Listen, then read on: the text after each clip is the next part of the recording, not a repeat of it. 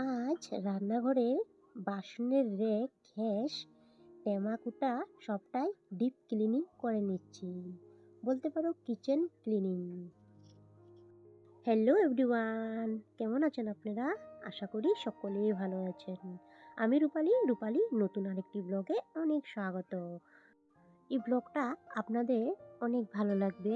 আশা করি ভিডিওটা full watch করে দেবে। অনুরোধ রইল ভিডিওটা লাইক দিয়ে কন্টিনিউ করে দিও। তো আমি দুপুর থেকে ব্লগটা স্টার্ট করছি। তো সকালবেলা আমি রান্না বাড়া সম্পূর্ণটাই করে নিয়েছি। এখন যেহেতু বাজে 12টা।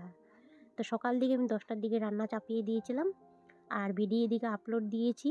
তার জন্য ভিডিও শ্যুট করতে পারিনি আমি। জানো তো কিসের জন্য? এই যে আমার মোবাইলটা গরম হয়ে যায়। আমি যদি ভিডিও আপলোড দেই তখন আর আমার হয়ে ওঠে না যে ভিডিও শ্যুট করার। মোবাইল গরম হয়ে যায়, নিজে নিজে বন্ধ হয়ে যায়। তার জন্য ভিডিও আপলোড দিলে আমার শ্যুট করা হয় না। আজ ওরকম একটা কিছু রান্নাবাড়া করিনি। আমি আজকে মানে তোমার বেসন দিয়ে বড়া করে আলু দিয়ে তরকারি করছি। যেহেতু তোমাদের সাথে শেয়ার করিনি, অন্যদিন শেয়ার করব। তো এই রেসিপিটা, তো আমার যেহেতু এটা ব্লগের চ্যানেল, আমি রেসিপি কোনো কিছু শেয়ার করি না আপনাদের সাথে। তো যাই হোক, আমি এখানে গ্যাসটা মুছে নিয়েছি। আর উপরে যে ওলকুলোটা ছিল ওটা বার করে দিয়েছি। ওটা যাব এখন কলের পাড়ে। তো সবটাই বার করে নিয়েছি, দেখতে পাচ্ছ কাঠটাও বার করে নিয়েছি। ওগুলো ধুবো।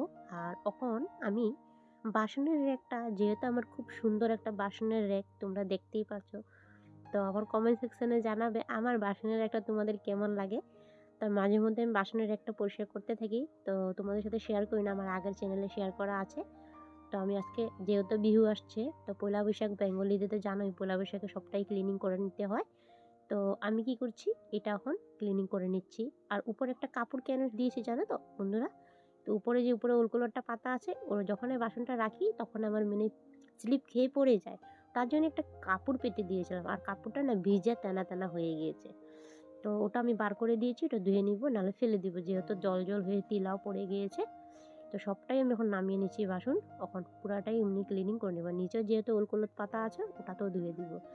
তো এই রান্নাঘরটাও বানাবে, যখন বড় ঘরটা করবে তখন রান্নাঘরটাও করে নেবে একসাথে। যতটুকু পারবো অতটুকুই করে নিব। আর যাই করব আপনাদের সাথে সম্পূর্ণটাই শেয়ার করব আমি। তো উপরে এটা কি জানি ছিল, কাগজের, গ্যাসের মানে এনে দিয়েছিল তো বহুত আগের, এটা আমি রেখে দিয়েছিলাম। তো কোনো সময় দেখো গ্যাসের স্লিপগুলোও মাঝে মধ্যে লাগে, জানো, একটা ডকুমেন্টস হিসাবে লেগে যায়। যখন মানে ধরো গ্যাসের একটা প্রবলেম চলছিল তখন এই জিনিসটা লেগেছিল, আমি রেখে দিয়েছিলাম। তো সবগুলো ফেলে দিয়েছিলাম, তো পিসিমণির থেকে এনে তারপরে আমি করেছিলাম কামটা। আর এখন এটা যখন এনেছিল তো আমি রেখে দিয়েছিলাম, তো এখন হয়ে গেছে, ওই যে ফেলে দিলাম এটা। আর উপরে যেন রাখতে গিয়েছি, উপরে যে ঝাড়ু দিয়ে যে মাকড়সার জালগুলো ফেলেছিলাম না, উপরে যে পড়ে গিয়েছে আবারও। তার জন্য একটু মানে ঝেড়ে দিচ্ছি আমি, ঝেড়ে তারপরে বাসনগুলো রেখে দেবো এখন আমি। ওপাশে দেখতেছো স্কাই কালারের একটা রেক, ছোট মোটো, যেহেতু চায়ের বাসন রাখি ওটার মধ্যে আমি। তো ওখানে কাপ কুপগুলো আছে না, ওটাও নোংরা হয়ে গেছে, ওটাও ধুয়ে নেব। ওটা ভাবছি এখানে করব না, এটা কলের পাড়ে নিয়ে ভালো মতন মেজে ঘষে নিয়ে আসবো। তো উপরে দেখতে পাই একটা টিফিন রেখেছিলাম, যে এই টিফিনটাতে মোনাকে আমি দিয়ে মানে আমার বেডুকে দিতাম আগে। টিফিন বক্স, টিফিন বানিয়ে দিতাম, রুটি আলু ভাজি কোনো সময় এটা সেটা বানিয়ে দিতাম। তো ওখানেও টিফিন নিয়ে যায় না, যেহেতু স্কুল থেকে মানে খাওয়া দিয়ে দে। তো ও কোনো সময় খায়, তো কোনো সময় খায়ও না।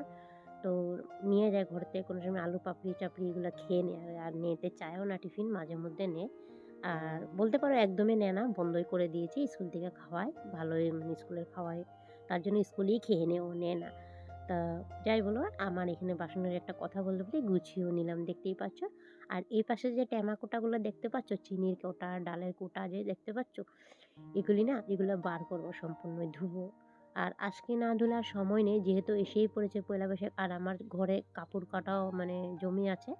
তো আমাদের তো রোজই কাপড় থাকে ধুতে, প্রতিটা গৃহিণীরে। আর যেহেতু আমি ধুতেই পারছি না, আমাদের এখানে প্রচণ্ড বৃষ্টি। বৃষ্টির কথা বলে লাভ নেই, জানি না এবার কি ঠান্ডা পড়বে, কি মানে ঠান্ডা ওখানে কি যাবে কি যাবে না, নাকি রোদ আসবেই না নাকি। তো যাই হোক, কাজ তো করতেই হবে, রোদ উঠুক চাই বৃষ্টি হোক, উপায় নেই। আমাদের প্রতিটা গৃহিণীর ঝড়ে বৃষ্টি যতই যে হোক, কাজ করতেই হবে আমাদের সংসারে। তো দেখো আমি এখানে বাসনের র্যাকগুলো সম্পূর্ণটা গুছিয়ে নিয়েছি। তো ভালো লাগছে কিনা এটা কমেন্ট সেকশনে জানাবে কিন্তু বন্ধুরা। আমি কালকে রাত্রে যখন ঘুমিয়েছিলাম তখনই ভাবছিলাম কালকে কি কাজ করব। তো না বাসনের একটাই করে নিব, যেহেতু বাসনের একটা নোংরাও হয়েছে। আমি দুদিন কবে থেকে করতে পারছিলাম না, ধুল বালি ঘরে কাজ চলছিল, তার জন্য করতেও পারছিলাম না। তো ওই জন্য আজকে করে নিই। তো রান্না বাড়াটাকে সেরে নিয়েছি, এক তরকারি ভাত ডাল করেছি, ডাল না হলে তো না হয় করে নিয়েছিলাম। কি বলো তো, রান্না বাড়ার সারও আদার্স অনেক কাজ থাকে, কিন্তু দেখবে তো তুমি অনেকে ভাবে রান্না করাটা সবচেয়ে বড় কম। না, তুমি যদি প্রতিটা জিনিস জোগাড় করে রান্না করো না, তখন রান্না করতে কোনো আধা ঘন্টা ১ ঘন্টাও লাগে না। যদি ভালো মতন তুমি এভাবে জিনিসপত্র জোগাড় করে রান্না করো, আধা ঘন্টার ভিতরে সম্পূর্ণ রান্না হয়ে যায়। দুদিকে দুপাশে বসিয়ে দিলে আরামই হয়ে যায়। বাট আমার জন্য তো ইজি লাগে, জানি না কার আমার জন্য সবচেয়ে বড় ভারী কাম কী জানো? সবাইকে ভাত বেড়ে খাওয়া দাওয়াটা যে সবচেয়ে বড় আমার ভারী কাম লাগে। তোমাদের কীরকম লাগে নিয়ে কমেন্ট সেকশনে জানাবে তো বন্ধুরা। তো যাই বলো, আমার এখানে এটা গুছিয়ে এনেছি, ধুয়েও এনেছি, দেখতে পাচ্ছ?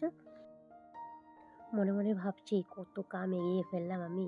আমার এই কাজগুলো যদি আর কি বলো তো, কাজগুলো যদি আগে করে রাখতে না, তো জলদি নোংরা হয়ে যেত। আর যেহেতু বিহুটা এসে পড়েছে, তো একটু মানে দেরিতে করলে জিনিসটা একটু ক্লিনিং থাকে, ভালো লাগে দেখতে, তখন পরিষ্কার লাগে।